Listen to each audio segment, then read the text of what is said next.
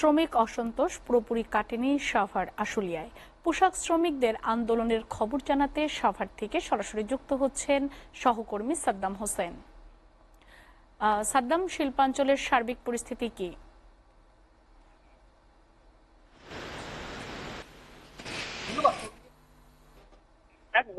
এক সপ্তাহ, এক মাসের বেশিও অধিক সময় ধরে কিন্তু শিল্প অঞ্চল আশুলিয়ার অস্থিরতা কিন্তু কাটছিলই না বলা যায়। এখন কিন্তু শিল্প অঞ্চল আশুলিয়া স্বাভাবিকভাবেই চলছে। উৎপাদন যে ব্যবস্থাটা রয়েছে, গত বৃহস্পতিবার সেনাবাহিনীর তৎপরতায় কিন্তু এই যে শ্রমিকরা ছিলেন, পাল গার্মেন্টসের শ্রমিক, 53 ঘন্টা পর এই মহাসড়ক নবীনগর চন্দ্র মহাসড়ক কিন্তু অবরোধ কিন্তু উঠে যায় এবং সেই সাথে কিন্তু তারা কাজে যোগদান করে। এই বাস গ্রুপের যে শ্রমিকরা ছিল সেটা 40,000 মতো শ্রমিক, চারটি প্রতিষ্ঠানের 40,000 মতো শ্রমিক, তারা কিন্তু এই নবীনগর চন্দ্র মহাসড়কে কিন্তু অবস্থান নেয়, যার ফলে কিন্তু এই এলাকায় তীব্র যানজটের সৃষ্টি হয়, যার ফলে এইখানকার যে দৈনন্দিন যে কার্যক্রম সেটা কিন্তু স্থবির হয়ে পড়ে এবং সেই সাথে এই যে শিল্প অঞ্চলে সেটা কিন্তু অস্থিরতা বিরাজ করে।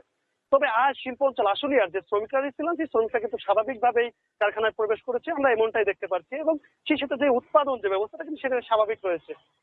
সেই সাথে বলা যায় যে এই এলাকার যে আইন শৃঙ্খলার যে ব্যবস্থাটা সেটা বলা যায় শিল্প পুলিশ, র্যাব, বিজিবি যথেষ্ট তৎপরতা রয়েছে এবং তাদের যে নিরাপত্তার ব্যবস্থা স্বাভাবিকভাবে রেখেছে। এবং সব মিলে বলা যায় যে আজ শিল্প অঞ্চল আশুলিয়ার যে কারখানাগুলো ছিল সব কারখানায় কিন্তু খুলে দেওয়া হবে, এমনটাই কিন্তু আমরা জানতে পারছি। আমি এখানকার শিল্প পুলিশের একের এসপি হারো আলমের সাথে কথা বলছি, তিনি যেমনটা জানিয়েছেন আজও শিল্প অঞ্চল যে কারখানাগুলো ছিল সবগুলোই চালু রয়েছে এবং সেই ক্ষেত্রে বলা যায় যে 10টির মতো কারখানা বন্ধ রয়েছে, তার মধ্যে 13-র এক ধারায় 5টি কারখানা এবং সেই সাথে সাধারণ ছুটি ঘোষণা করছে 5টি কারখানার মতো কারখানা কর্তৃপক্ষ।